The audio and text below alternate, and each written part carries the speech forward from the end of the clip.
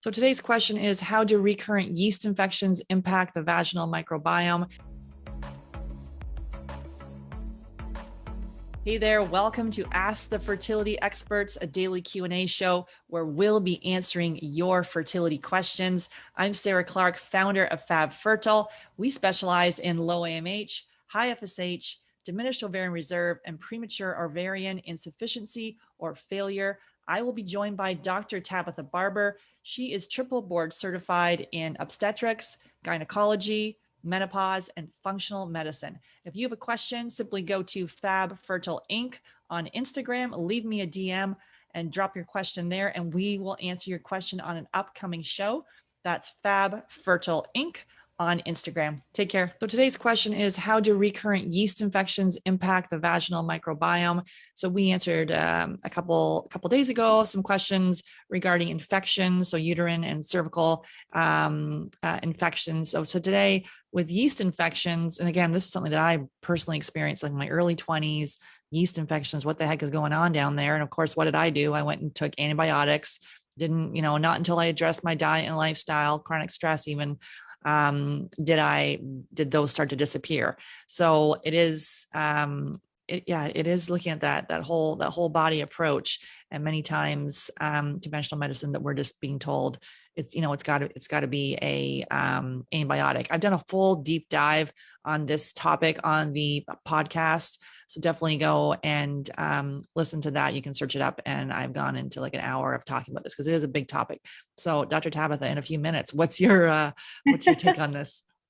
Yeah, so it's really common for women to be stuck in a vicious cycle where they just get recurrent yeast infections. And what's going on is the candida, there's different species of yeast that live in us and on us. They're supposed to live in harmony at low levels and not cause issues. But, if we feed them the wrong stuff, they will multiply and take over. And the problem with just taking the diflucan or an antibiotic is that you're killing off not only that yeast, but also your other good beneficial bacteria. And so then what typically happens in the vagina is the bacterial vaginosis appears after you've treated the yeast, because that is just a bad bacterial imbalance. There's a lot of people who argue it's not truly an infection because it's just an imbalance of your natural bacteria. But whatever you want to call it, it doesn't feel good, and it, impacts your fertility and your pregnancy. So it's really important that you try to just not feed those yeast and keep them suppressed by having good beneficial bacteria in the vagina.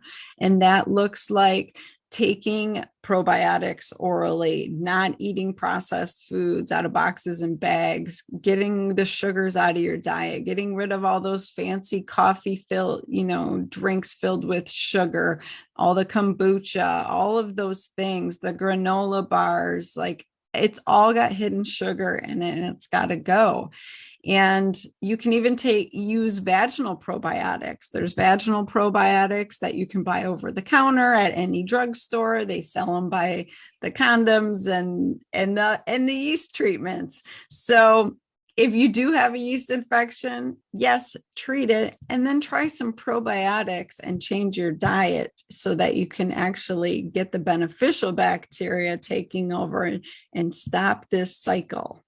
I remember at one point it was recommended that I put garlic in there. And so what did I do? I was supposed to tie a string around the garlic, and I put it in.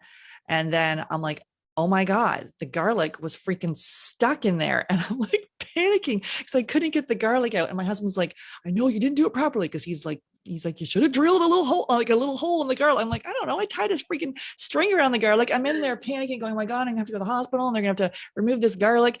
Anyways, I relaxed, I calmed down, and the garlic came out. So, but because, garlic is antimicrobial, that's why it was recommended. But yeah, put a little hole in it so you can pull it out kind of if you're doing that. But there's also little tampons and things like that you can, what's that? Yeah. Do you know anything about that with the tampon? You can put some, Dr. Anna Quebeca recommends this. I saw that she has a blog on this. puts a little something on a tampon, and then you can put it in there, and then that kind of helps. I'm not sure I can't remember what she says to put on it though. I don't know. Okay. Look up Dr. Anna Quebeca. She's been on my podcast and is an OBGYN as well. And she has a whole blog on this. So if you want to learn more, look it up. If you want to reach out to me, I can send it to you. Thanks so much for being here. If you've got a question that you want answered, simply go to Fab Fertile Inc. on Instagram, send me a DM, and we will answer your question on an upcoming show. That's Fab Fertile Inc. and send me a DM. And please refer to our disclaimer below. Take care.